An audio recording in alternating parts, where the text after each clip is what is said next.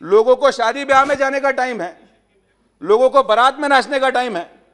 Sir, Covid ने एक चीज जरूर कर दी है कि दुनिया में हर किसी को डॉक्टर बना दिया है। हम तो भाई 12वीं के बाद एमबीबीएस, एमबीबीएस के बाद एमएस जनरल सर्जरी, उसके बाद एमसीएस न्यूरो सर्जरी, 12 साल लग गए पढ़ने में। और 12 साल के बाद आज रियलाइज हो गया कि देश में हर इंसान डॉक्टर है। लोग बोलते हैं कोविड स्कोर क्या है। जैसे पहले एक जमाना था जब क्रिकेट स्कोर पूछते थे, आप लोग बोलते स्कोर क्या है। आपने remdesivir, when I was doing my medical, I have never heard the word remdesivir until and unless it was a HIV patient.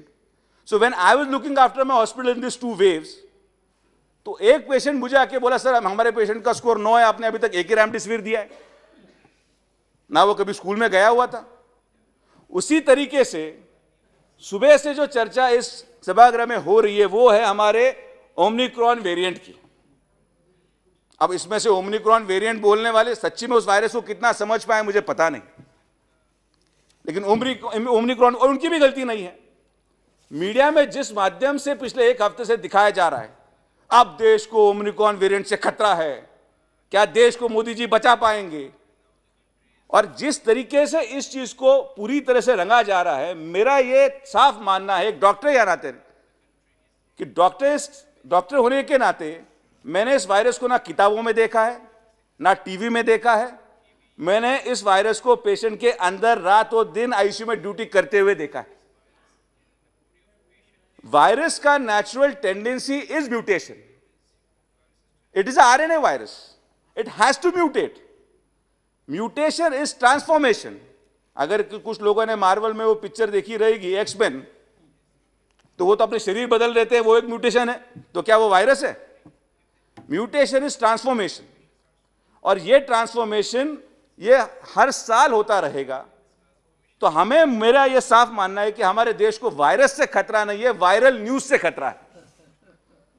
Virus से खतरा हो ना हो, लेकिन जिस तरीके से इस न्यूज को वायरल किया जाता है कि आप इतने लोग, अभी एक मेरे साथी सांसद ने कहा है कि कर्नाटक में 2 लोग पकड़े गए हैं ओमिक्रॉन, क्या है वो ओमिक्रॉन, मतलब डॉक्टर होते हुए नाम पढ़ना मुश्किल है, लेकिन 50% लोगों ने सही नाम पढ़ा है कि ये 2 लोग पकड़े गए। गवर्नमेंट उससे क्या कर रही है? अरे भाई क्या करेगी गवर्नमेंट?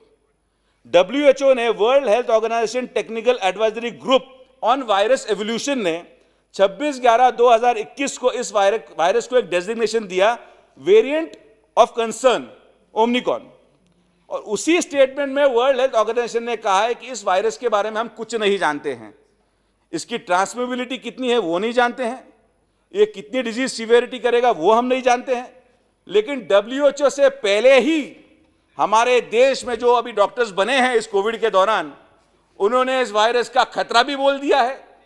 हमारा देश उससे तैयार भी रहना चाहिए। और इसकी एक वजह मैं बताता हूं, इसका एक बहुत बड़ा सिस्टम है। अगर आप WHO का सर्वे पढ़ेंगे सर, तो only way to fight this global pandemic is global vaccination. Global vaccination. आज की तारीख में सर सबसे कम वैक्सीनेशन अगर देखा जाए पूरे विश्व में, सो 7% वैक्सीनेशन अफ्रीकन कंट्रीज में हुआ है, ओनली 7%। अगर आप देखेंगे ये वेरिएंट कहां से आया, तो ये साउथ अफ्रीका से आया है। और जब तक इस अफ्रीकन देशों को वैक्सीन दिया नहीं जाएगा, तब तक ये वायरस हर महीने नया वेरिएंट निकालता रहेगा। मैं आप कुछ आंकड़े आपके साथ शेयर करना चाहता हूं सर। साउथ अफ्रीका में 29% लोगों ने फर्स्ट डोज लिया हुआ है, वो पॉपुलेशन है 1.7 करोड़। सेकेंड डोज लिया है 24% लोगों ने, वो संख्या है 1.4 करोड़। इंडिया में सर प्रधानमंत्री जी के प्रयत्न से फर्स्ट डोज 60% हुआ है, 80 करोड़ लोगों ने फर्स्ट डोज ले चुके हैं। और सेकेंड डोज हम अभी 34% पे है, वो 45 करोड़ पे हम पहुंचे हैं। इस वैक्सीनेशन से क्या हुआ है कि हम उसको मॉर्बिडिटी और मोर्टालिटी, जो उसका सीरियसनेस है उस वायरस का, वो हम कम करने में काफी यशस्वी हुए हैं। और हम लोग क्या कर रहे हैं, जो मैं कह रहा हूं, इसका एक सिंपल फॉर्मूला है सर। डॉक्टर इस नाते मैं बहुत जिम्मेदारी से कह रहा हूं, मुझे पता नहीं कितने स्पीकर्स डॉक्टर्स थे, अब डॉक्टर नाम पे आगे लगा लिया तो अलग अलग डिग्रीज भी है, कोई PhD होल्डर्स है, कोई वेटरनरी डॉक्टर है, कोई BMS है, कोई MBBS है। तो मेरे ख्याल से मैं न्यूरोसर्जन होने की वजह से तो कुछ सांसदों में सबसे बड़ी डिग्री मेरी है, इस तरीके से मैं मान के चलता हूं। तो उस बिना पे मैं कुछ रखना चाहूंगा कि less vaccination, more mutation, more fatality, more the chaos. अगर हम वैक्सीनेशन ग्लोबल तरह से बढ़ा नहीं पाएंगे, जो हमारे सांसद है जो बोल रहे हैं कि भाई प्रधानमंत्री जी ने वैक्सीन एक्सपोर्ट कर दिया, अब मुझे बताइए, प्लीज कंक्लूड। जी सर, वैक्सीन एक्सपोर्ट करने को भी इनको आक्षेप है। वैक्सीन एक्सपोर्ट कम होने की वजह से वहां से जो ओमिक्रॉन वायरस जन्मा है उसको इंडिया में भी नहीं आने देना है। तो ना आप उस दवाई को बाहर भेजना देना चाह रहे हैं, ना उस बीमारी को अंदर आने देना चाहते हैं। तो भाई आदमी करे तो कैसे करे?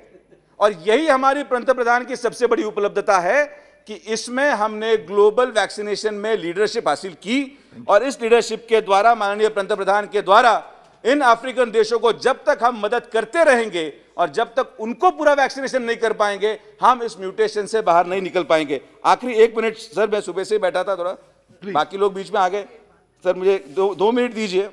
तो मैं आपसे ये रिक्वेस्ट करना चाहूंगा कि आपके माध्यम से, आज बहुत सारी चर्चा हुई वैक्सीनेशन पे, सर मुझे बताइए, जितने सांसद जमीन से जुड़े हुए हैं, अभी कुछ लोग तो दिल्ली में रहते हैं, बाहर निकलते ही नहीं है, लेकिन जो जमीन से जुड़े हुए हैं सर, आज वैक्सीन वैसी की वैसी पड़ी हुई है, लोग लेने नहीं जा रहे। लोगों को शादी ब्याह में जाने का टाइम है, लोगों को बारात में नाचने का टाइम है, लेकिन लोग वैक्सीन नहीं लेना चाहते। लेकिन जैसे ही मीडिया में ये ओमिक्रॉन या जो वायरस आया है, जो वेरिएंट है, वैक्सीन की लाइन लग गई। तो मैं मीडिया का भी धन्यवाद देता चाहता हूं कि जिस तरीके से न्यूज हाइप की जाती है, उसको वैक्सीनेशन को जरूर फायदा होगा। हम किसी को जबरदस्ती पकड़ के वैक्सीन नहीं दे सकते सर।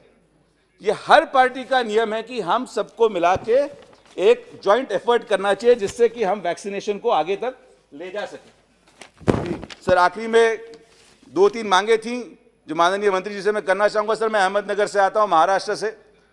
1 महीने पहले आपने भी न्यूज में देखा रहेगा कि आईसीयू में आग लगने की वजह से 12 लोगों की वहां जान चली गई।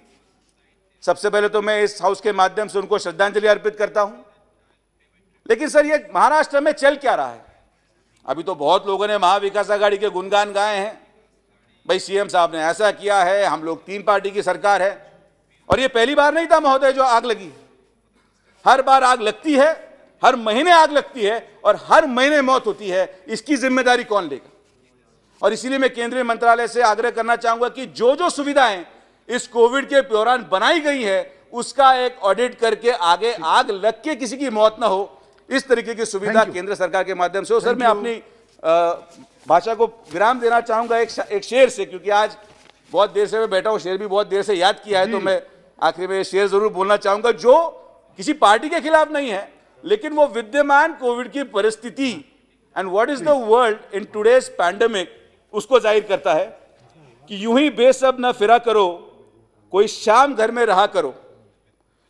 यूं ही बेसब न फिरा करो, कोई शाम घर में रहा करो। वो गजल की सच्ची किताब है, उसे चुपके पढ़ा करो। कोई हाथ भी ना मिलाएगा, जो गले मिलोगे तपाक से। ये नया मिजाज का शहर है, जरा फासले से मिला करो, जरा फासले से मिला करो। धन्यवाद सर।